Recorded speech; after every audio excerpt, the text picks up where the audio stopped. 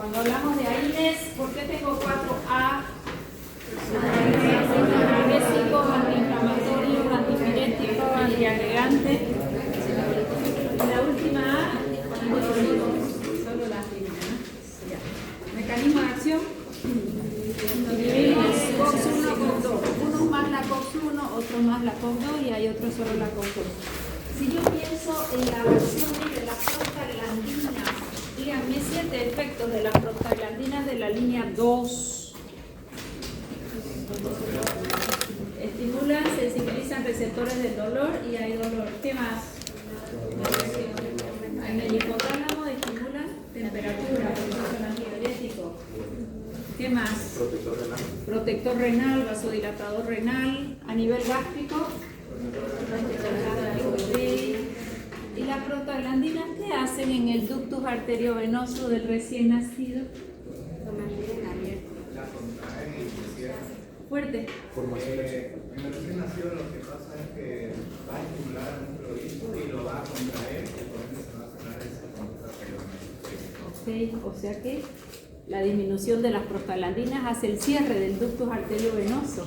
Y si no se cerró, ¿qué puedo hacer? En el recién nacido está abierto el ductus arteriovenoso. ¿Cómo puedo bloquear el prostaglandina? Utilizando indometacina. ¿A quién le tocó indometacina? ¿Y por qué no respondí? La principal indicación hoy. Indometacina. Bien. ¿Qué hace en la menstruación las prostaglandinas? Contracción, necrosis, dolor. Por eso si usas un AINE, disminuye ese dolor y esa necrosis. Y si es músculo liso uterino, ¿con quién lo puedo combinar? ¿Quién será el mejor fármaco para disminuir dolor de menstruación? Cuando hay dolor, generalmente hay inflamación. Si esta paciente la desinflama, eso debería mejorar. No debería haber dolor. Un poco de malestar, sí, pero no dolor. Prostaglandinas aumentan la necrosis y el dolor durante la menstruación, estimula la frecuencia de contracciones uterinas y la damos contraindicado en el embarazo o indicado. Depende si hay amenaza de parto prematuro, le damos una aspirineta o no. Y si bloquea prostaglandina no va a haber trabajo de parto. Sí, es una indicación. Ya, es una indicación. Pero previo a un parto es una contraindicación porque no va a hacer que las prostaglandinas desencadenen trabajo de parto, según. Bien. ¿Qué más? Después, efectos adversos. ¿Cuáles son los más importantes de forma general? Aunque cada grupo tiene lo suyo. Gastrolesivos, dígame por qué. Porque incluyen prostaglandinas gástricas y todo lo suyo. Okay. O sea que denominador común gastrolesivo. De todos los que han preparado, ¿cuál no es gastrolesivo? El paracetamol. Paracetamol. Si han leído bien, paracetamol sale un poquito fuera del esquema, ¿no? Pero está metido ahí, pero ya lo vamos a mirar. Ok. O sea que si tengo gastritis y hay fiebre o dolor, paracetamol. ¿Pero es antiinflamatorio? No, Solo analgésico y antipirético. Ok. Luego, hemos visto gástrico, hemos visto a nivel renal. Eso faltó. Las prostaglandinas a nivel renal antagonizan la antidiurética. Eso también es importante, por eso elevan la presión arterial, los AINES. A ver, analicemos. Si las prostaglandinas son antagonistas de la antidiurética, ¿qué pasa si bloquean prostaglandinas? Sube la hormona antidiurética, se retiene líquido, aumenta presión arterial. ¿Ya? Puede subir la presión arterial, no en un paciente que no es hipertenso, pero al hipertenso le va mal. Gastritis, hipertensión, nefrotoxicidad. ¿Qué otros efectos adversos? Como todos los fármacos a nivel de la médula, su uso continuo. Acá el problema, ¿saben cuál es? El uso continuo. Si yo quiero comprarme diclofenaco, ¿me venden en la farmacia ahorita o no? Sí. Si quiero una caja.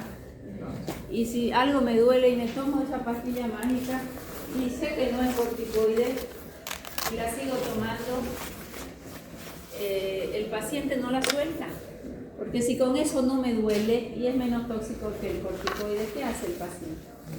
Se automedica. Y después, ¿con qué viene el paciente como efecto adverso? Ese negra con alquitrán, esto es una úlcera ya sangrante, elevación de presión arterial y le hace creatinina y está en el cielo la creatinina porque ya hizo la nefrotoxicidad irreversible. ¿Se entendió? Algo que tiene la casera abajo, si va, pedís un diclofenac con paracetamol, seguro tiene, ¿no? En el kiosquito. ¿Ok? Entonces el uso crónico, ese es el problema, no tanto el uso agudo, ¿ya? Bueno, tenemos grupos terapéuticos. ¿Quién empieza con...? Una pregunta, ¿usted ha visto de que se puede administrar para una paciente con que está en peligro de aborto, de parto prematuro, digo, ¿no? Pero entre las contraindicaciones de la aspirina, por ejemplo, dice que no se debe administrar en el último trimestre porque apresura el cierre del conducto arterioso fetal. Sí, lo que pasa es que hay que ver la condición, ¿no? Hay pacientes que todo el embarazo toman aspirineta. Son las pacientes que han tenido embarazos previos y ha habido muerte fetal. En otros países se hacen más estudios, pero se llaman anticuerpos anticardiolipina, ¿ya? Y ahí el fármaco es heparina de bajo peso, subcutáneo, anticoagulante, porque se forman trombos. La ampolla vale como 20 o 25 dólares y el embarazo dura 8 meses, ¿no ves? Se ha visto que la aspirina a baja dosis, 100 miligramos, es igual de efectiva. O sea que ahí es una indicación durante todo el embarazo. Si yo soy una paciente embarazada, no tengo ningún problema y se me ocurre tomar aspirina porque me duele la cabeza, porque dicen que la sangre se hace más ralita, dice el paciente, ¿no? Entonces ahí sí va a tener ese problema, ¿sí? Pero más que todo se la usa en estas pacientes que tuvieron varios abortos espontáneos o ni siquiera fue aborto, fueron a hacer ecografía y hay muerte fetal y hay que hacer un legrado, es dolorosísimo. Yo acompañaba a una paciente que tuvo 4 legrados y decidió ya no embarazarse. Ella se embarazaba fácil, pero 3-4 meses 2 tuvieron que nacer, terrible, parir un hijo muerto, terrible emocionalmente, y cuando ya ella decide que ya no, se embaraza otra vez. Ahí sí se usó heparina y la bebé ya tiene 10 años. Anduvo bien, ¿no? Pero ahí podía usar aspirineta o podía usar heparina. Por todos los antecedentes, el ginecólogo decidió heparina. ¿Por qué hago estas comparaciones? Porque siempre hay que estudiar bien la indicación y la paciente. Aquí están todas las mujeres embarazadas y ahora aspirina en el último trimestre. No, va a cerrar el ducto arteriovenoso antes de tiempo. Pero la que sí tiene amenaza de aborto prematuro, antecedentes de trombosis, es una indicación de oro. ¿Veo mejor? O sea que no hay, para mí, en medicina, muchas contraindicaciones absolutas. Depende del paciente. Y de este paciente al otro paciente la diferencia es importante. Pues vamos, tenemos que empezar y acabar hoy. ¿Quién empieza? ¿Apellido? Yo voy a ir anotando aquí porque pensé que tenía ahí la lista. ¿En qué habla doctora?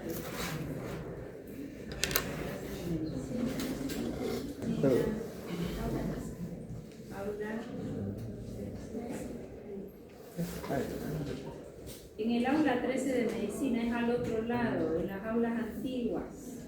Ahí está. Ya. ¿Apellido? Herrera Sánchez. Herrera. Ya, buenos días, doctora, compañero.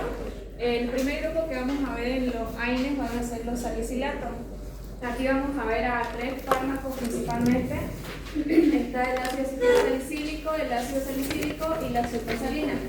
En el mecanismo de acción del ácido acetilsalicílico, primero vamos a ver que como todos los AINES van a inhibir en lo que son a la ciclooxigenasa, a la COX-1 y a la COX-2. Entonces, al hacer esto va a disminuir lo que es la producción de la prostaglandina. Ahora, basándonos en su efecto farmacológico, vamos a ver que como todo AINE tiene las 4A.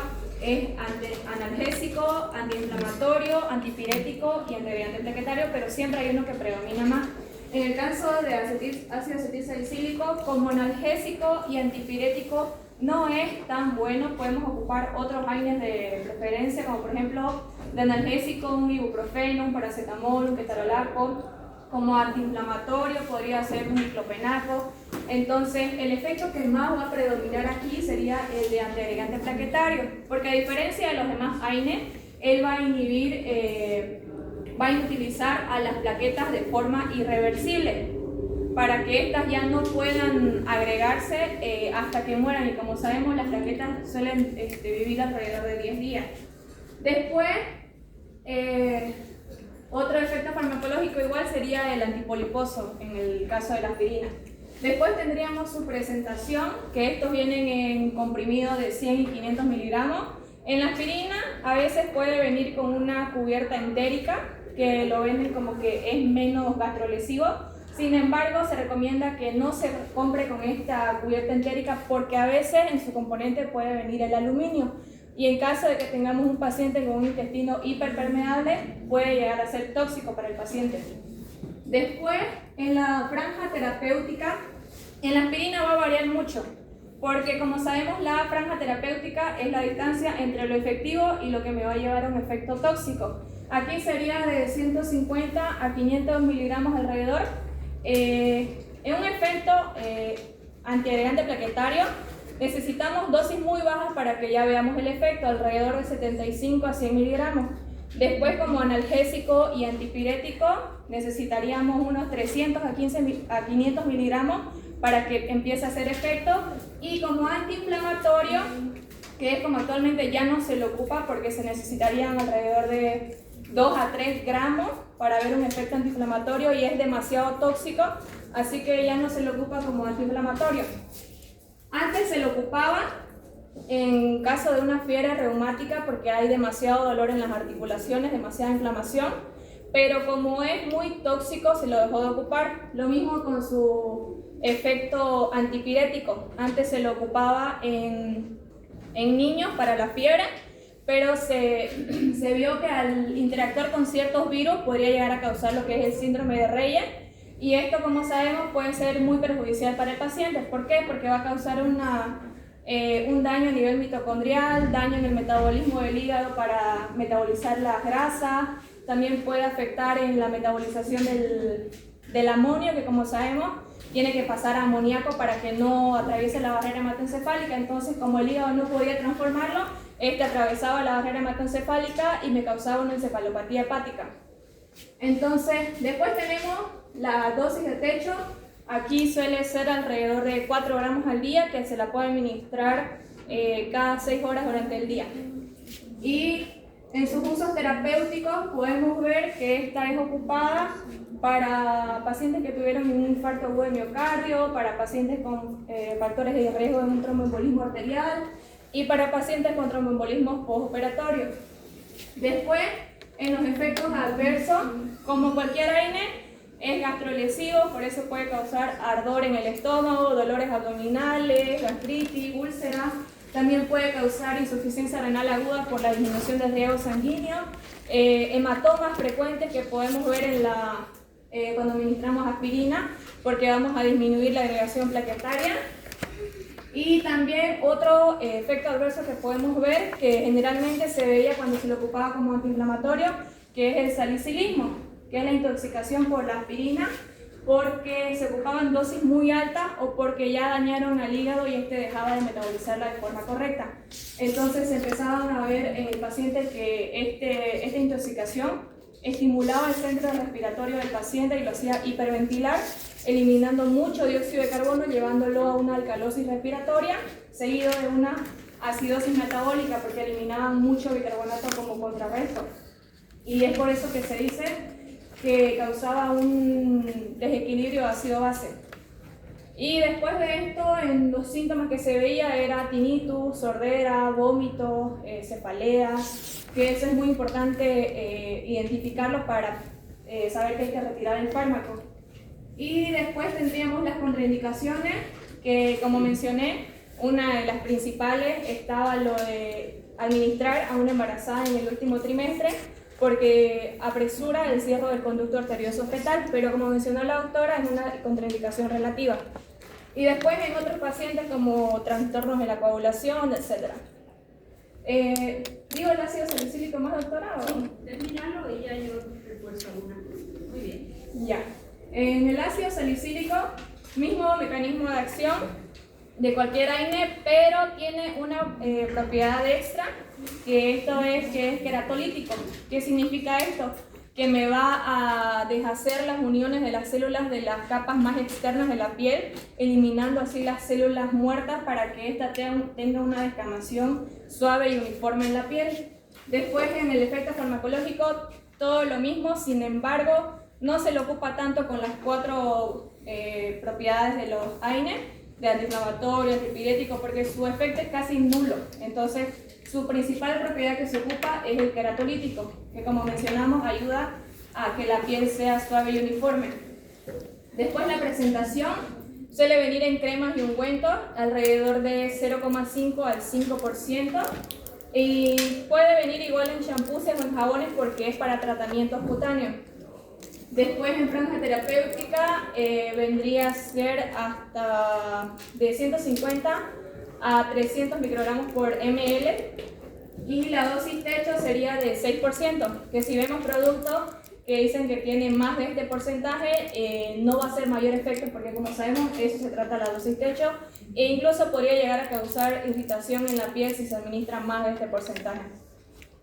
Y los usos terapéuticos, enfermedades dermatológicas, psoriasis, caspa severa, acné, más que todo se ocupa de forma cutánea.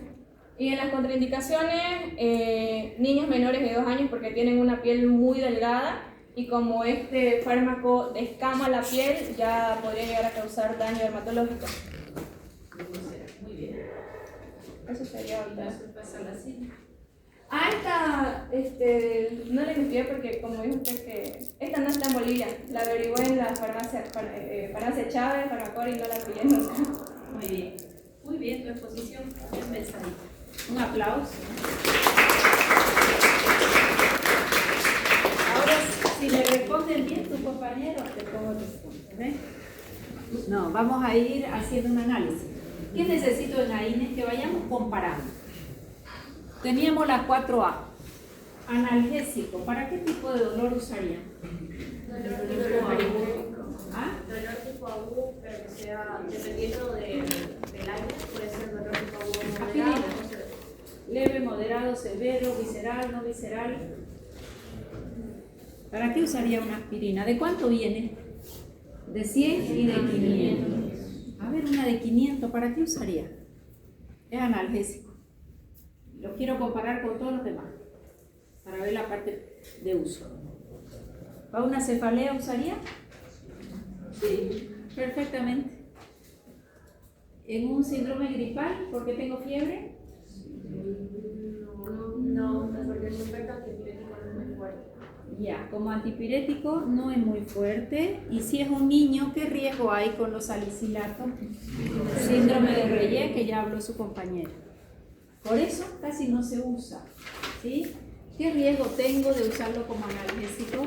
Que puede hacer sangrado, que si el paciente tiene gastritis, contraindicado. Es un analgésico que se usa ya poco.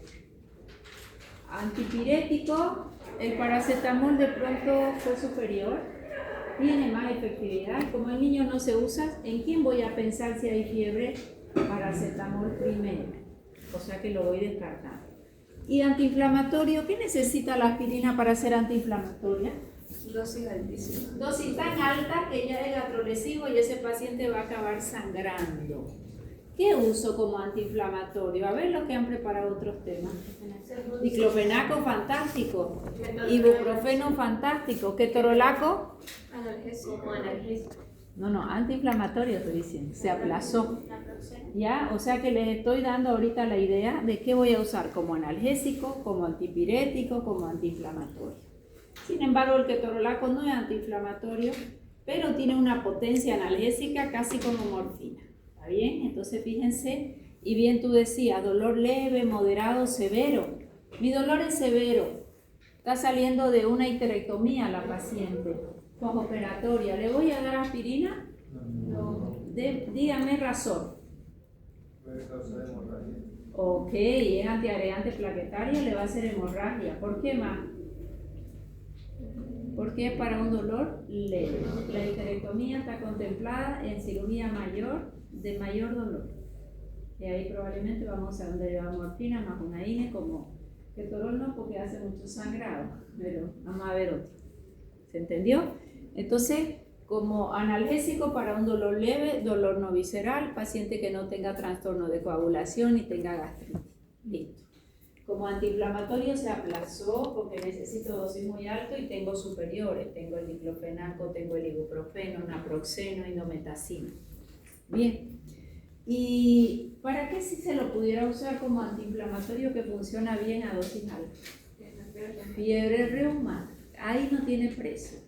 Casi hasta intoxicación. Y el paciente mejora, ahí sí es antiinflamatoria. O sea que la aspirina es antiinflamatoria solo a dosis muy alta. Pero 500 que yo tome no me sirve. ¿Qué dosis usas en fiebre reumática? Alrededor de 3 gramos. 3 gramos, es una dosis cañón, son 6 comprimidos. Hasta eso ya tu paciente tiene gastritis, nefrotoxicidad, retención de líquido, ¿ya? Pero sí se pudiera usar porque es un solo día que usas y la inflamación mejora grandemente. Bien, entonces como analgésico le ganaron, como antipirético le ganaron, como antiinflamatorio le ganaron. ¿Qué me queda? Antiagregante plaquetario. ¿Por qué es antiagregante plaquetario?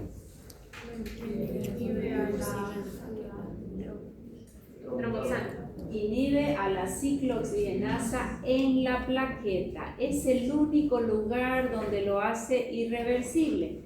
Todo lo demás de ciclooxigenasa es reversible, me dura unas horas y pasa el efecto. Pero en la plaqueta es el único lugar donde es irreversible, hasta que la plaqueta se muere. ¿Cuánto es la vida de la plaqueta? 10 días. 8 más menos 2. ¿Sí?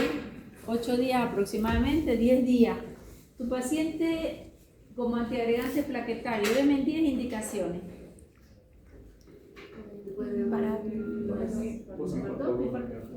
Posinfarto agudo de miocardio, ya. Antes, si eras hipertenso y tenías angina, ya te metían aspirina.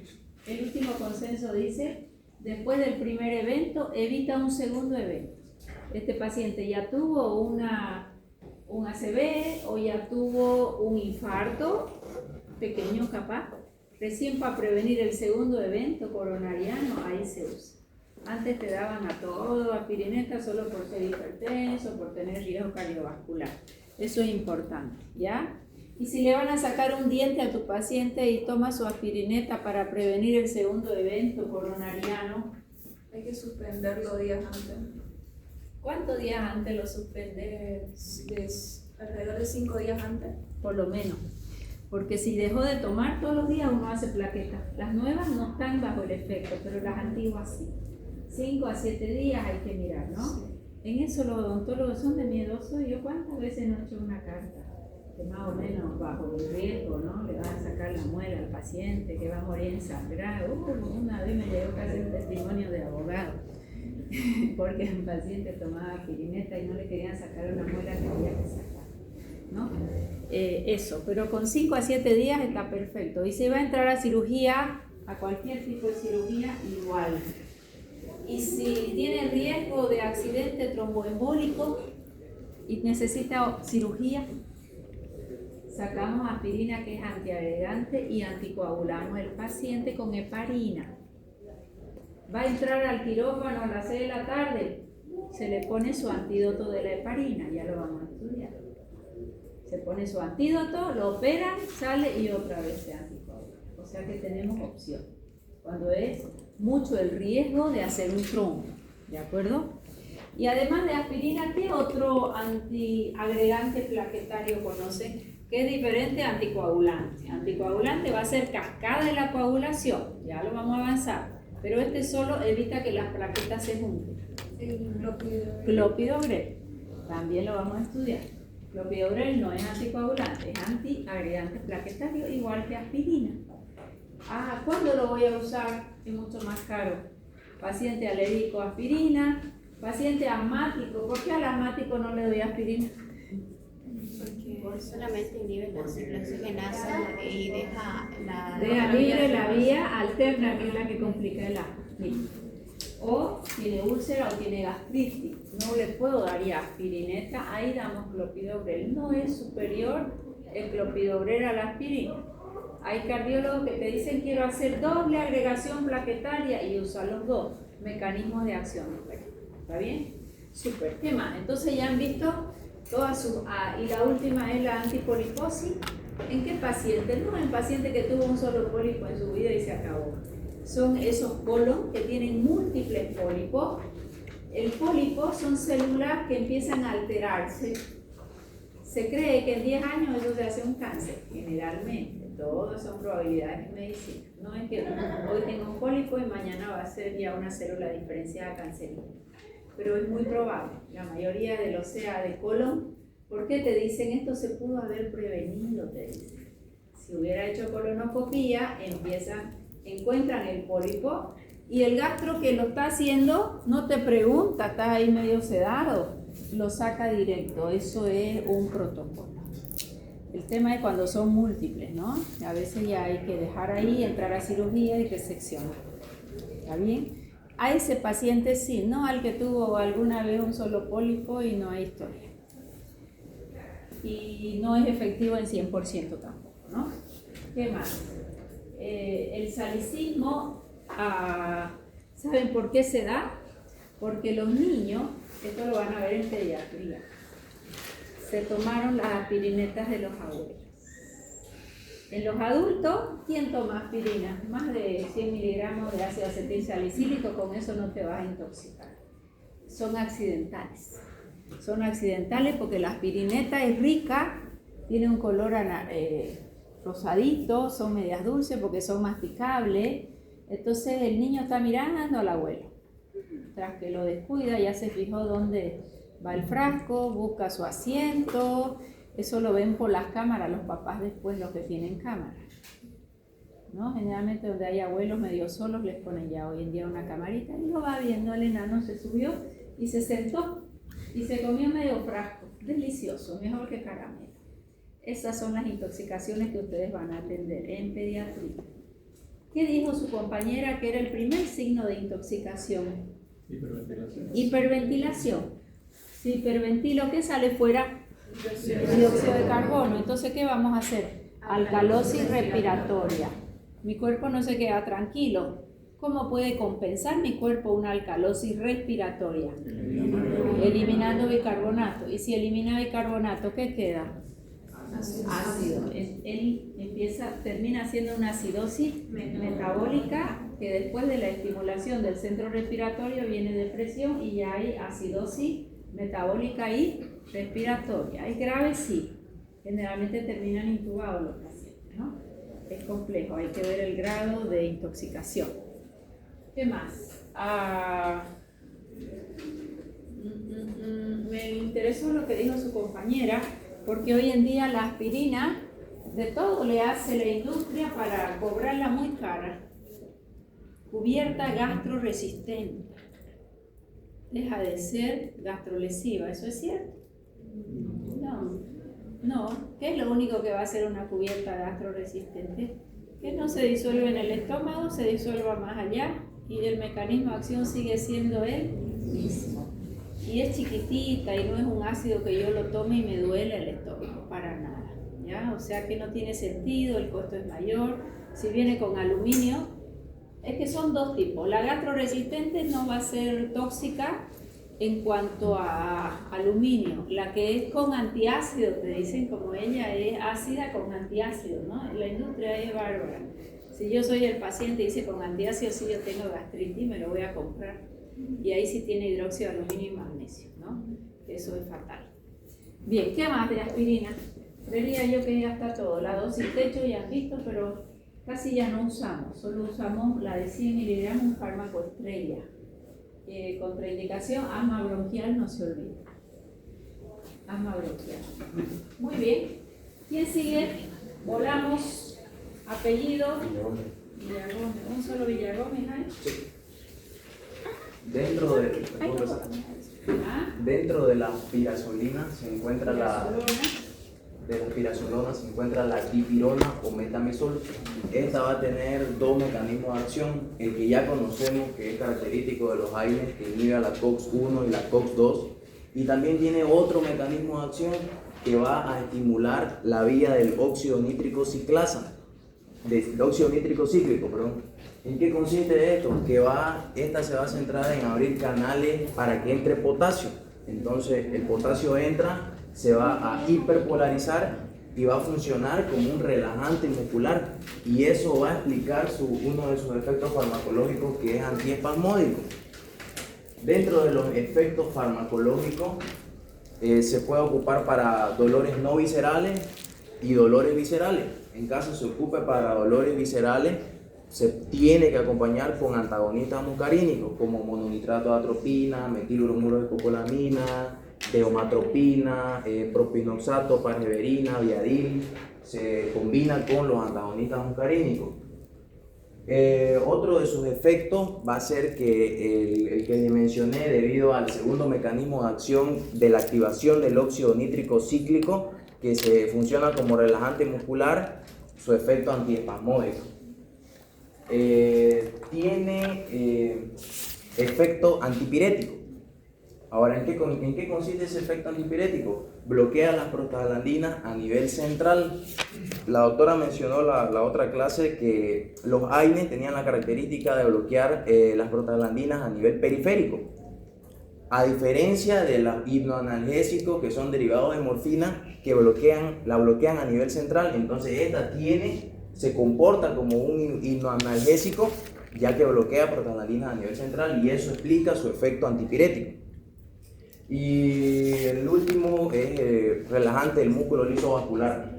Ahora, en presentación de este fármaco viene en comprimido de 500 miligramos y de 1 gramo. En ampolla de 2 gramos por 2 ml, y en supositorio viene de 1 gramo. Ahora, estuve averiguando también que viene el metamizol sódico. Este viene con diferentes nombres comerciales, pero lo que averigüé es el dioxadol, el teradol, que este es metamizol sódico, que viene de 500 miligramos por ml. Este viene en gota.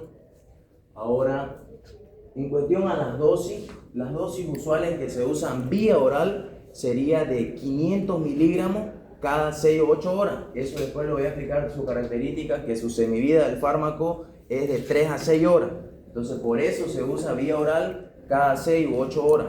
Ahora, aquí es muy importante ver la intravenosa o endovenosa, porque también estuve averiguando que es el único AINE que se administra intravenoso en Bolivia. Ahora, ¿cuál es la dosis? Puede ser de 1 gramo por ml y hasta máximo 2 gramos. Aquí hay una característica muy importante de esto, porque menciona que tiene que administrarse diluido en 20 ml alrededor de 15 minutos. Eso va a repercutir aquí igual en su RAM, que después lo voy a explicar. Ahora, ¿Por qué lo vas a diluir? ¿Cómo? ¿Por qué lo vas a diluir? Ya, ahora, eso de que dice por qué lo vas a diluir, estuve viendo que en la RAM, si lo administramos en bolo, puede causar hipotensión, taquicardia refleja, porque dentro de su mecanismo de acción está de que el óxido nítrico, se activa la vía del óxido nítrico. Entonces, si lo administramos en gran cantidad y no lo administramos lento, y por ejemplo ahí pone el ejemplo que administrarlo en 20 ml, entonces va a ser una vasodilatación brusca, va a ser esa hipotensión. Ahora, esa hipotensión ya se va a ver reflejado, taquicardia refleja, porque activa el simpático. Luego también está puede ser aturdimiento también debido a esa hipotensión, que en el cerebro disminuye la perfusión sanguínea, el riego sanguíneo, pero eso es dentro aquí de sus reacciones adversas. Ahora, dentro de la dosis techo, para terminar de explicarlo, te dice que intravenosa es máximo hasta 2 gramos y siempre diluido y lento, máximo 15 minutos. Ahora, también hay otras opciones que puede ser de 15 a 25 miligramos kilogramos dosis o 50 hasta 100 miligramos kilogramos. Ese es el ejemplo que nos ponen. Ahora, en cuestión a su farmacocinética y sus características, este es un profármaco. Entonces, ¿qué quiere decir? Que, digamos, no le vamos a dar a un paciente que tenga alguna insuficiencia hepática porque no se va a biotransformar. En cuestión a su semivida es de 3 a 6 horas. Otra característica importante es que tiene, o sea, la mejor absorción es intravenosa. ¿Por qué? Vía oral es baja porque al absorberse vía oral va a ser hidrolizada por el cubo gástrico. Ahora en cuestión a las RAM, aquí menciona que tiene que administrarse diluido lento, porque si lo administras en bolo causa principalmente hipotensión, que es por el mecanismo de acción, que se lo administras en grandes cantidades va a ser una hipotensión brusca, taquicardia refleja, palpitaciones, que eso ya es consecuencia de la taquicardia refleja, y el aturdimiento. También puede estimular el centro del vómito, provocando náusea. Y hay 2 enfermedades también que menciona, que es la agranulocitosis y anemia plástica. ¿En qué consiste la agranulocitosis? Es que básicamente va y destruye a los neutrófilos o a sus precursores de los neutrófilos en la médula ósea. Entonces el paciente va a quedar, digamos, susceptible a diversas infecciones. Ahora, en la anemia plástica, deprime la médula ósea, entonces no van a sintetizarse los glóbulos rojos, glóbulos blancos, las plaquetas. Muy bien. Ahora voy a las preguntas. ¿Para qué usaría yo una dipirona? Es un fármaco estrella endovenoso. ¿Ah? Antiespasmódico, sí, pero le va a ganar un antimuscarínico. Sigan participando. ¿Analgesia? Analgesia. ¿Para qué tipo de dolor? ¿Por qué visceral? Porque libera óxido nítrico. Uno de sus mecanismos es liberar óxido nítrico y eso hace relajación de músculo liso, pero no es espectacular. Nunca mejor que un antimuscarínico. Sigan participando. Antipirético. Endovenoso, hasta pocos años atrás yo decía, es el único antipirético endovenoso. El paciente está convulsionando, tiene una elevación de la temperatura por una meningitis y no baja la temperatura. Antes era el único, la dipirona o metamizol son nombres sinónimos. Hoy, ¿qué más tengo para bajar la temperatura? Pero no tan eficaz como la dipirona. Paracetamol, ya lo tenemos en endovenoso, ¿sí? Entonces, como antipirético, yo siempre digo esto, no le dan a nadie. ¿Y cuánto voy a colocar como antipirético? Porque si es para fiebre, va a ser fármaco sintomático por dosis, no cada 6 horas, cada 8 horas. Pero si es una neumonía o una meningitis, probablemente lo uses por 3 días a horario. Pero una sola fiebre, a veces el niño tiene fiebre, le diste y no volvió la fiebre, no lo usas más. Son fármacos sintomáticos. ¿Qué dosis voy a usar endovenosa como antipirético? 1 gramo. Y la dosis máxima, esa es la dosis techo, ¿ya? La dosis techo es 2 gramos de una sola vez. ¿Cómo lo voy a administrar endovenoso? ¿Qué digo, Villarroel? Diluido y lento. ¿Por qué? Porque como libera óxido nítrico, hace una vasodilatación hermosa. Ya van a ver ustedes, yo he visto varias veces el paciente que vino con fiebre, apurado a la emergencia, le ponen su dipirona, como viven apuradas las enfermeras y todo el mundo apurado, su bolito, dio 2 pasos del paciente, en la emergencia se cae. ¿Por qué? Porque no le llegó riego sanguíneo. ¿Ok? Ese efecto es importantísimo. Endovenoso rápido también da mucho calor, parecido a un antimuscarínico. ¿Y por qué la taquicardia refleja? Por la hipotensión brusca. Ok, entonces ahí, siempre que ustedes lo vayan a usar, así el paciente reniegue, la enfermera reniegue, pidan un microgotero y lo diluyen en 100 ml y lo pasan en 20 minutos, sería todo. Diferente que el niño o el paciente esté convulsionando. Ahí puedes colocarlo hasta por vía rectal y hay supositorios también si no tienes vía. Eso es otro cuento, ¿está bien? Está acostado, ese no se va a levantar aunque haga vasodilatación, pero siempre un poquito más lento. Cuando la enfermera dice, no, yo uso así una jeringa grande, lo diluyo y me quedo ahí 20 minutos. De a poco lo voy introduciendo. ¿Eso es verdad? No es verdad, ¿no es? Como cuando tuviste un dolor severo y un minuto fue una hora, ¿no? Que tiene un cálculo renal. Duró unos 5 minutos, doctora, pero para mí fueron 3 horas enteras. Ya, acá es igual. La enfermera dice 20 minutos y no se quedó, que tiene alto trabajo, porque ¿quién se va a quedar ahí 20 minutos? Microgotero y que él haga su trabajo solo. Esa recomendación de hoy. Bien. Si yo pienso en analgesia, ¿quién le gana a la dipirona 2 gramos? Diclofenaco está lejos. Diclofenaco como antiinflamatorio me gusta, como analgésico te olvidaste del ketorolaco. Ya, hay una discusión interesante. Yo hice un estudio en el Hernández Vera con los pacientes de dolor severo. Eran post-histerectomía, post-cesárea, el nombre era los prostáticos, post-prostatectomía y era colelitiasis. Y ahí a los pacientes no sabían cuál era su analgesia, pero los apareábamos. No vas a comparar una próstata laparoscópica con una histerectomía, no tiene nada que ver el dolor. Entonces esta mujer de histerectomía de 46 años con otra de 40 parecido a histerectomía. Y ahí hicimos la combinación, dipirona, ketorolaco y ketoprofeno, pero a dosis máxima. Y la diferencia es similar, casi igual. O sea que esos 3 a dosis techo tienen una potencia hermosa para controlar el dolor. No estoy hablando de antiinflamatorio. ¿La dipirona es antiinflamatoria? No. Se aplaza. Ella es antitérmica fantástica y analgésica fantástica, dosis techo.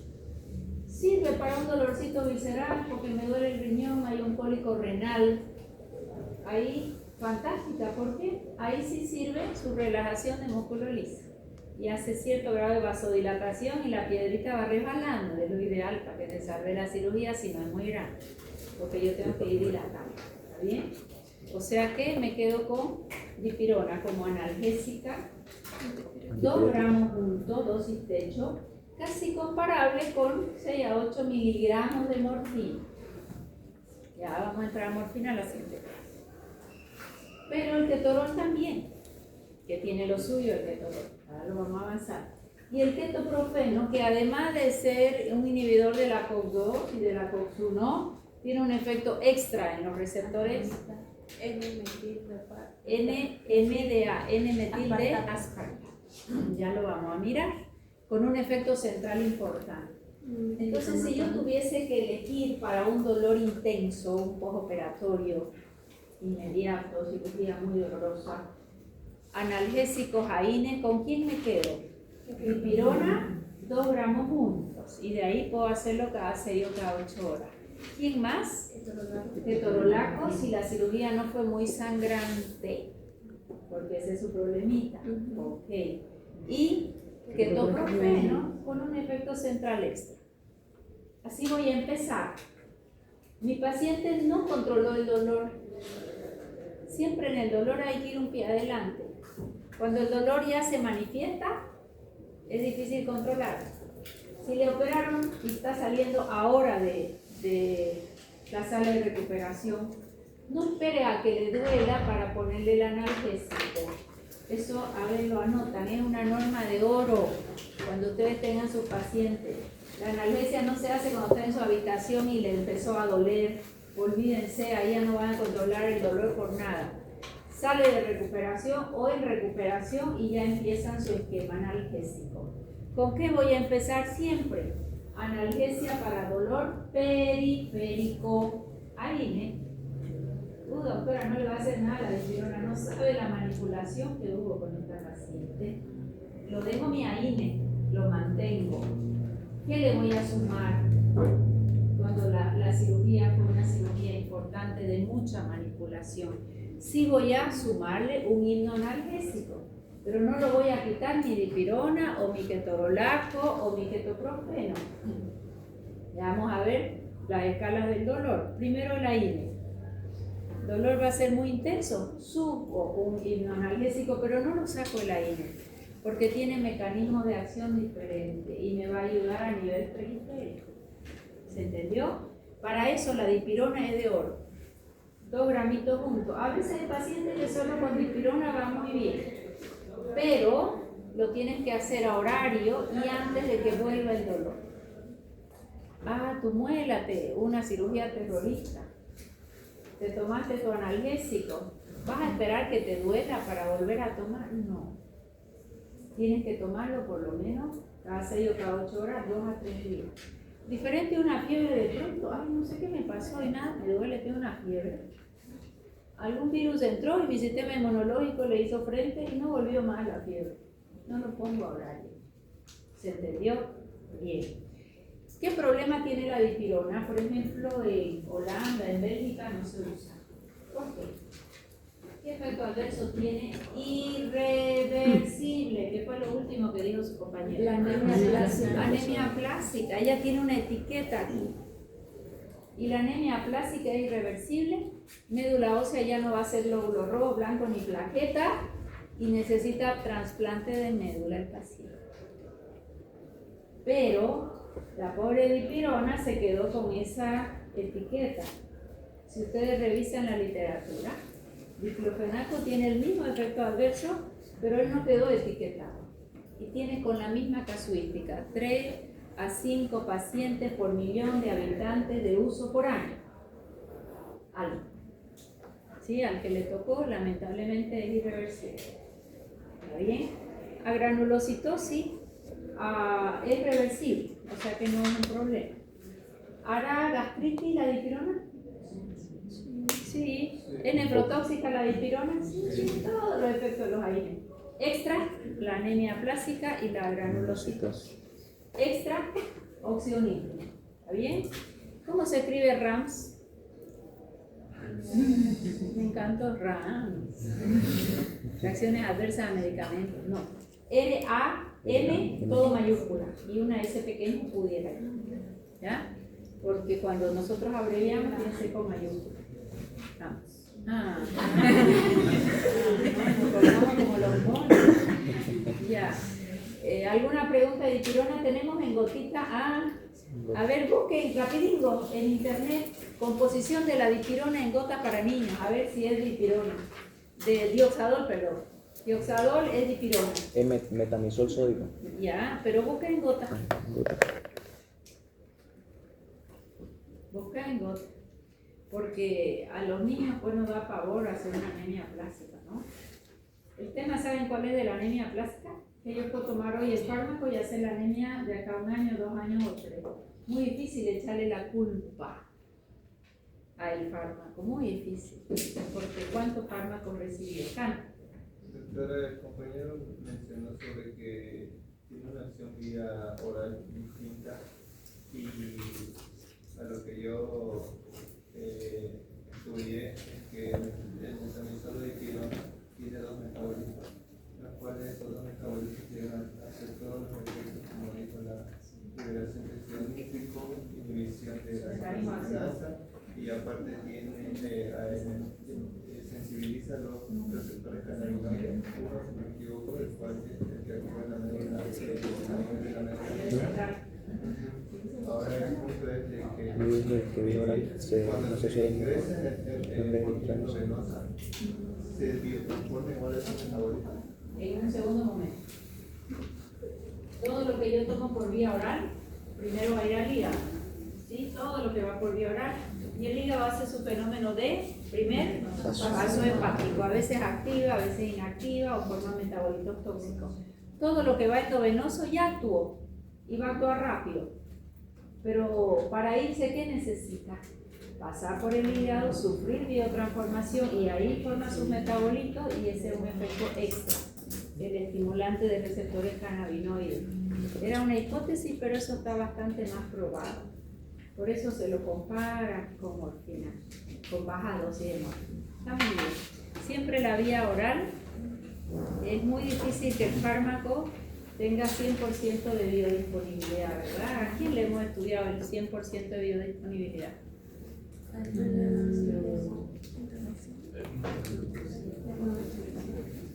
La aminoglucosis, la aminoglucosis no se absorbe ni un 0,1. Levotiroxina. ¿Ah? Levotiroxina. No, está bien. La levofloxacina. Levofloxacina. No la hemos avanzado todavía, pero yo se las nombré. Es la levofloxacina. Es una anabolona, pero no le creo. Muy difícil. Bien, de ¿pillaron dioxadol en gota? ¿Qué es? Composición, ¿nadie? Dijo dipirona magnésica y paracetamol. Con paracetamol, dipirona magnésica con paracetamol. Ahí cambia un poquito la composición, pero después la tenemos gotitas, comprimidos de 500, comprimidos de 1000, la ampolla de 1000 y de 2000 y colocar siempre lenta. Muy bien, ahora bórrenlo antes que se quede ese pizarrón. Bueno, ¿con quién seguimos?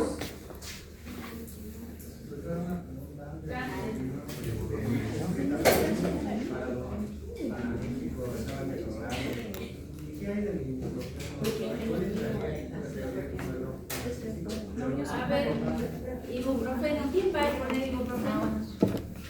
A ver, pasa al frente. No estaba preparada emocionalmente. Es que tu compañero preguntó ibuprofeno. Yo te voy a hacer preguntas, ¿ya? Su compañero dice, ¿por qué no me compara la dipirona con el ibuprofeno en un dolor postoperatorio? ¿Qué me responde? En dolor postoperatorio. Claro, yo dije dipirona, yo dije ketorolaco y ketoprofeno. ¿Y por qué no nombré a tu ibuprofenino? Porque el ibuprofeno sirve más para antiinflamatorios, o sea, tiene mejor, o sea, si bien tiene las cuatro, puede tener el perfil, tiene el mejor perfil como antiinflamatorio, porque como antipirético le puede ganar la dipirona y le puede ganar también el paracetamol, también está como analgésico, pero le gana el ketorolaco, y como antiagregante plaquetario le gana el ácido acetilsalicílico. Esa es la respuesta correctísima. Fíjate que así lo vamos a estudiar, ¿ya? Porque usted tiene que saber qué elijo de frente. Si tengo fiebre, si tengo dolor crónico, dolor postoperatorio, quiero endovenoso, quiero de vía oral, este tiene gastrolesividad, mi paciente tiene un toque renal. O sea que lo que estamos viendo ahora todos tienen el mismo mecanismo de acción, su diferencia. Ibuprofeno no hay endovenoso. Lo podés comparar con una dipirona o con un ketorolaco, ok, listo. El ibuprofeno como antipirético, ¿qué voy a usar? ¿Qué voy a usar como antipirético? La dipirona no le gana a nadie, digo yo, y el paracetamol, listo. Como analgésico, dipirona, ketorolaco, ketoprofeno, listo. El pobre se quedó como antiinflamatorio. ¿Inflamación aguda o crónica? Aguda. Inflamación aguda. A ver, ¿qué nos dice de tu ibuprofeno? Este viene hasta el chicle masticable por las dudas, ¿verdad?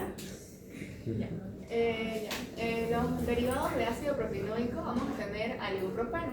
El mecanismo de acción del ibuprofeno, como los AINES, va a ser inhibir a la ciclooxigenasa. Me inhibe tanto ciclooxigenasa 1 como ciclooxigenasa 2, que como sabemos la ciclooxigenasa 1 es constitutiva, nos va a proteger, es un protector gástrico, protector renal.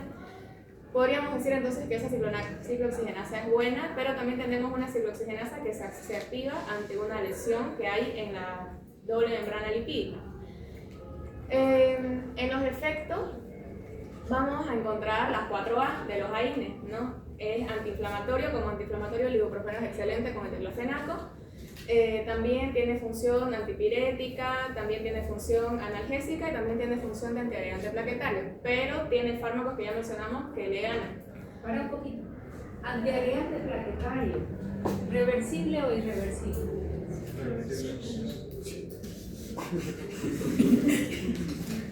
La aspirina es irreversible hasta que la plaqueta se murió. Este es antiagregante igual mientras está en sangre. Pasaron 6-8 horas, ya no hay fármaco, la plaqueta se pierde. ¿Se entendió? Eso es lo más importante que tienen que saber de aspirina. Acá mucho hay antiagregante plaquetario. Se va el fármaco y se va el EPO. Bien, sigue. Las indicaciones, entonces, pueden ser, principalmente su indicación va a ser para inflamaciones agudas, no en inflamación crónica, solo en inflamaciones agudas, tal vez en alguna faringitis. También lo podemos indicar como analgésico en dolor que sea leve. Podemos indicarlo también para estas enfermedades que igual son enfermedades inflamatorias, pero más que todo a nivel de las articulaciones, porque yo vi que se puede quedar o sea, como que va a tener afinidad por el líquido sinovial que hay en las articulaciones. Ah, eso es buenísimo. ¿Es el favorito de quién? De los y dolores articulares. ¿Por qué? Porque tiene mucha llegada en su farmacocinética al líquido sinovial, tendinitis, sinuvitis, bursitis. Entonces lo podemos dar también, ya sea el ibuprofeno o el diclofenaco, se puede administrar para estos pacientes que tienen gota. Son pacientes que, si bien en un inicio van a tener el ácido úrico elevado en sangre, después ese ácido úrico forma cristales y esos cristales se van a depositar en las articulaciones. Entonces el paciente va a empezar con dolor, va a empezar un proceso inflamatorio y por lo general el médico va a recetar un alopurinol para ir sacando esos cristales que están depositados en la articulación, pero para evitar que el paciente sienta mucho dolor, porque va a sentir más dolor que con el que llegó al médico, entonces se le puede dar un ibuprofeno o un diclofenaco. También se puede dar en dismenorrea, que es cuando hay dolor menstrual, porque va a actuar sobre la prostaglandina, y lo podemos dar en cefaleas, que en la cefalea igual va a estar inhibiendo a las prostaglandinas, que son las que van a actuar sobre el sistema trigémino vascular, que es el que va a producir el dolor de cabeza. Después, reacciones adversas, la de los AINES, que ya sabemos los AINES son nefrotóxicos y son gastrolesivos, porque inhibe la ciclooxigenasa 1, que dijimos que era protector gástrico, pero al estar inhibida, entonces ya no va a haber quien proteja al estómago de tanta acidez, ¿no? Entonces puede provocar acidez, puede provocar gastritis, puede provocar úlcera gástrica, úlcera gastroduodenal. Y nefrotóxico porque también es protector renal, porque va a haber una vasodilatación, pero como ya la vamos a estar inhibiendo la ciclooxigenasa 1, ya no va a haber vasodilatación, sino vasoconstricción. Contraindicaciones, entonces va a ser en pacientes que tienen insuficiencia renal, porque yo no puedo estar inhibiendo. Lo que ya hemos dicho lo pasa, quiero lo nuevo, presentación. La presentación, entonces, todos conocemos los comprimidos, ¿no? Tenemos comprimidos de 200, 400, 600 y 800 miligramos. Pare un poquito ahí, acá hay algo interesante. Si vas a Estados Unidos y te duele algo, te podés comprar un ibuprofeno de 200 ventanillos. Si querés de 800, necesitas receta. Pero yo puedo comprar varios de 200. Ya. Y te voy a decir algo interesante también. Lo que hace 200 miligramos lo hace 800 miligramos. Y con menos ramos. Eso es parte del marketing.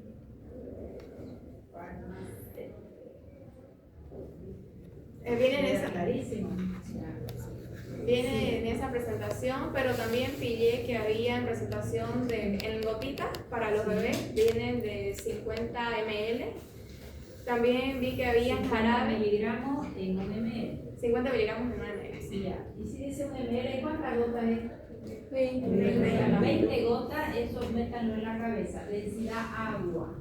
A veces un ml tiene 8 gotas o 10 gotas si él es más espeso. ¿Ya? Siempre van a mirar eso. Siempre van a mirar. Lo que dice en el envase siempre es en un ml. Si tiene 20 miligramos, 30, 50. Lo que fuera en un ml en gota. Y en jarabe, ¿en cuántos ml? En 5. También vi que había en jarabe y era de 100 ml, De 100, de 120, de 160. de 100 miligramos en 5 ml y había en polvo también, era de 600 miligramos en polvo y también ¿Ampollas hay de ibuprofeno? no pilló. No hay. Hay gel, por ahí. En gel, sí, en gel al 5%. Y la dosis habitual, hay dosis pediátrica y también hay dosis en adulto. En adulto, la dosis habitual va a ser de 1,2 a 1,8 miligramos al día, pero fraccionado, o sea, cada 8 horas, cada 6 horas. Y también tiene dosis techo en adultos, que sería de 3,2 hasta 3,6 gramos en el día. Porque después de esto, este fármaco se va a metabolizar en el hígado. No es común, pero sí puede producir hepatotoxicidad, aunque no es una contraindicación. Si Bueno, no te controló el dolor, ya va por 600 de ibuprofeno. ¿Qué hacemos? Seguimos dándole hasta 3,4 gramos. subir a un corticoide. ¿Qué toca hacernos, señor? ¿Qué hacemos? Irnos Analgesia. el corticoide se lo usa cuando hay un proceso inflamatorio. No avanzado ya corticoide con Y en dosis ¿Es analgésico el corticoide? No, Es no. antiinflamatorio. Pero a la vez si la inflamación baja, pudiera el dolor bajar también. Cuando son normales. Espérame, acá lo iba a decir. No controló el ibuprofeno, estoy con dosis alta. ¿No conviene seguir subiendo? No. ¿Cuál es el segundo escalón que le pide de la OMS? Del control del dolor. Un analgésico. ¿Ah? Y en pediátricos la dosis habitual es de 10 miligramos por kilogramo de paciente y también la dosis de hecho sería de 40 miligramos por kilogramo de paciente. Y otra cosa que menciona es que no se recomienda dar este fármaco en menores de 7 años. Eso es interesante. Pero igual viene en gota. Ya. Porque casi se restringen los niños, porque los niños no entran en el ensayo clínico. ¿Quiénes se enferman más? Los niños y la tercera edad. Al final, ¿cómo sacamos la dosis de niño? La de adulto la dividimos entre 50. No es la mejor forma. Cuando lleven pediatría, le va a decir principalmente la doctora Armida, nuestra decana, porque es neonatóloga. El neonatólogo tiene que ser extremadamente fino en su dosificación, ¿no? Los neonatitos no llegan a 1 kilo a veces. Y ahí te dice que no es la mejor forma de dosificar si usas 1000 para adultos, entre 50 a 20 miligramos por kilo. Son extrapolaciones. ¿Pero por qué? Porque en niños no hay estudios. ¿Quién va a entregar su niño para que prueben a ver si esta dosis es tóxica, qué le va a pasar? ¿Y los niños se enferman o no? Sí. Entonces la literatura se escuda y dice no. Le pasó algo al niño, pero acá está nuestra literatura. Acá dice que no se den menores de 7 años. Que no se den embarazadas. Y resulta que la embarazada tiene riesgo de trombosis, la embarazada tiene amenaza de parto prematuro. ¿Se entendió? Es un poquito una doble moral para lograr abstenerse de, ¿qué se llama? De que les hagan juicio por iatrogenia. ¿Qué es iatrogenia? Nosotros tenemos un fármaco y nosotros producimos otra enfermedad o una maniobra. Yo operé mal a un paciente y le dejé una iatrogenia. Eso es iatrogenia. La iatrogenia hay voluntaria, a ver, anoten esto que no lo van a pillar en ningún lado, esto lo aprendí de un profesor, muy iatrogenia voluntaria y iatrogenia involuntaria. Iatrogenia es producir otro problema de salud por el uso de un fármaco o de una maniobra, porque también puede ser cirugía, ¿tá? Por un fármaco por ahora. ¿Qué es una iatrogenia voluntaria? Voluntariamente yo le doy un corticoide, pero yo sé que le va a subir la presión, que le va a subir la glucosa y me voy atajando. Coloco insulina, controlo la presión para dar un antihipertensivo porque tiene un COVID y se va a morir. Iatrogenia voluntaria. Yo lo doy, pero yo sé lo que va a producir como evento adverso y me voy adelantando. Y la iatrogenia involuntaria, yo le doy y no sé qué efecto adverso le va a producir. ¿Se entendió la diferencia? ¿Cuál es peleada, la voluntaria o la involuntaria? O sea que siempre que voy a hacer una iatrogenia que sea voluntaria. No hay un fármaco que no tenga efecto adverso. O la aspirina sí se vende en todos lados y la aspirina de bebé pues no sirve para nada. Ajá. ¿Puedo hacer un shock anafiláctico? ¿Puedo hacer una crisis asmática? ¿Puedo hacer una gastrolesividad? ¿Puedo hacer una nefropatía? Gracias. ¿Se entendió? Bien. Eso es importante. Y eso del asma igual lo leí que estaba como contraindicación. ¿Cuál de todos ellos le doy a un paciente asmático con fiebre? Diclofenaco, ibuprofeno, dipirona, ketorolaco, ketoprofeno, ¿qué le doy? Paracetamol. Paracetamol, sí. Paracetamol está metido ahí a cañonazos, pero no es un verdadero AINE, porque su mecanismo ya no lo va a explicar. No está tan claramente hermanito, ni primo hermano siquiera, de los AINE. ¿Ah? Sí, ahorita lo vamos a ver contigo. ¿Se entendió? Entonces fíjense que a cada uno le damos su buena indicación. Estaba jugando fútbol. A ver quién jugó. Ay, Paraguay.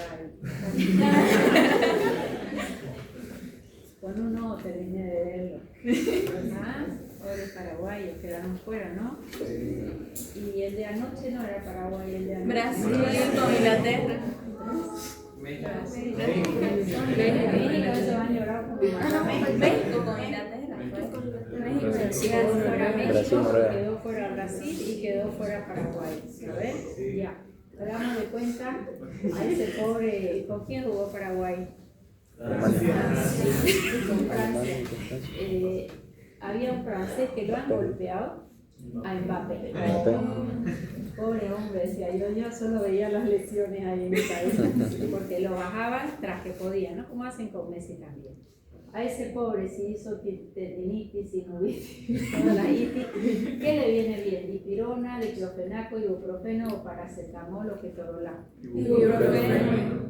Ketorolaco si le duele mucho, sí, pero no le desinflama nada. Diclofenaco, ibuprofeno, antiinflamatorio de lujo. ¿Se entendió? ¿Paracetamol le sirve como antiinflamatorio? No tanto. Pero si tiene mucho dolor, ¿qué es mejor? ¿Un ibuprofeno o un ketorolaco?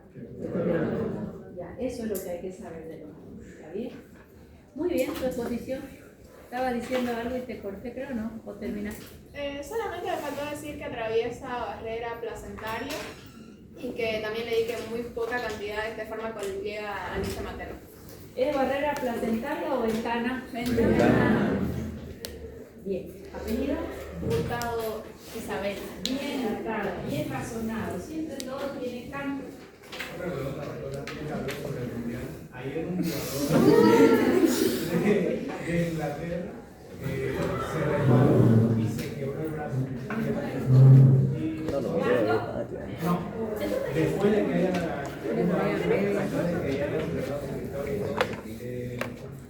intentó saltar como una tipo baile, donde salen los agentes, y se resbaló y cayó sobre su brazo. El señor, entonces en este caso debemos dar un analgésico para ese dolor. Primero hay que hacer una radiografía. Depende de la intensidad del dolor. ¿Cómo voy a saber la intensidad del dolor? Del 1 al 10 porque es superior.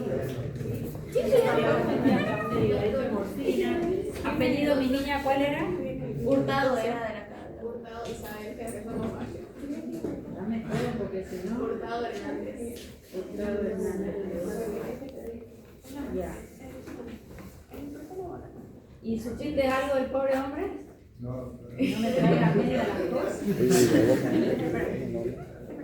Creo que no.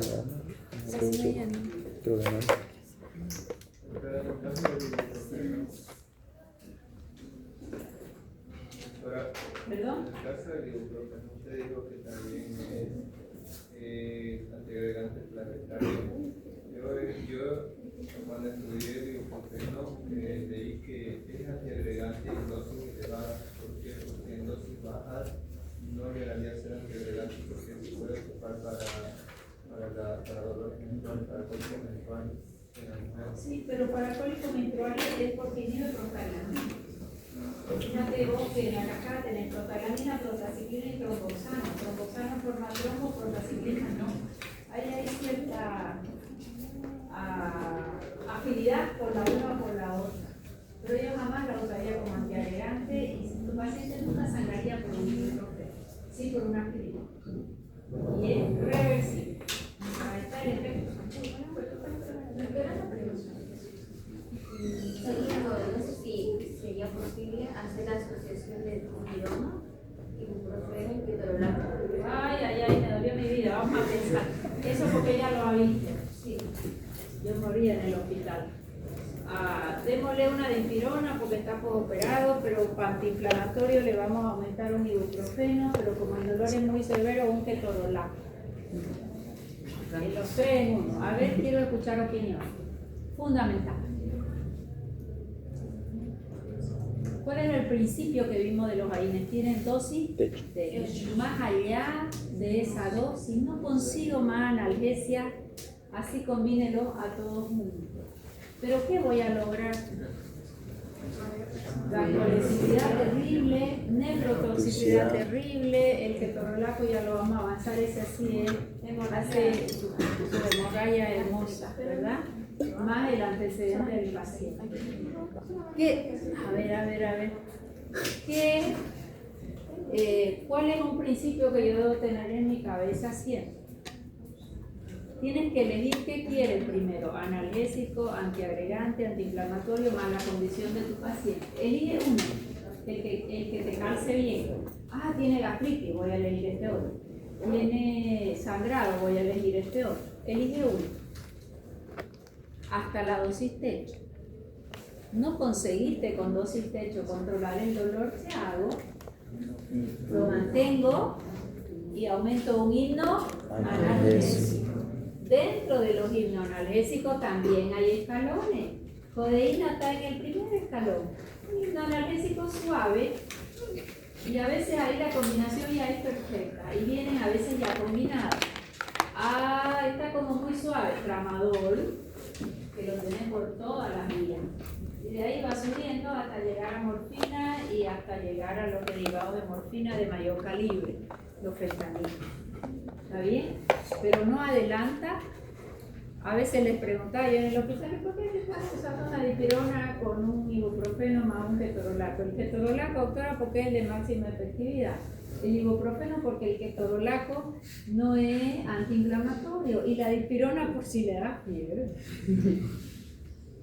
¿Se entendió? A veces pudieras usar una dipirona por la temperatura y si necesitas un antiinflamatorio, si pudieras usar diclofenaco o ibuprofeno, pero tenés que mirar bien las dosis. Ibuprofeno con 200 miligramos hace lo mismo que con 800. No consigues más antiinflamación. En este caso entonces se dejaría el fármaco del AINE de base y se le aumentaría uno pero sintomático, o sea no se lo mantendrían los dos juntos. Los dos juntos. ¿Los dos juntos? Claro, mecanismo de acción distinto. Uno es periférico, el otro es central. No, en el caso de, por ejemplo, si tiene un AINE y le da fiebre, solo se le da el otro AINE para combatir la Se le fiebre. da la dipirona. En ese rato, y ahí no se continúa más. Sí. Normalmente la dipirona STAT se pone. ¿Qué es STAT? En ese momento. Solo por esta vez, STAT. S-T-A-T, todo con mayúscula. Por esta vez, póngale STAT. No lo haga como tratamiento, capaz ya tiene ibuprofeno. ¿Y el ibuprofeno es antitérmico o no? ¿Baja la temperatura o no? Sí. Lo dijimos, ¿no? Es antitérmico. Hay otro que le gana. Pero si necesito antiinflamación y hay fiebre, a veces con él es suficiente. Y el otro lo dejo de súper recto. ¿Ya? Ojo, hay mamás que te dicen, no le dé dipirona ni oxadol. ¿Sabe qué? No le va a la fiebre y sí el ibuprofeno. Todos son diferentes. ¿No? Cada uno sabe el hijo que tiene. ¿Verdad? Responde bien, no, le doy doctora, y le baja la fiebre, pero le da vómito, entonces no lo usa el doctor. Eso es así. El mejor siempre era el que tolera mejor el paciente.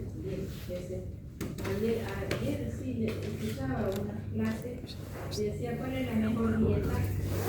La mediterránea, la vegana, la vegetariana, la cetogénica. ¡Qué barbaridad, mi doctor!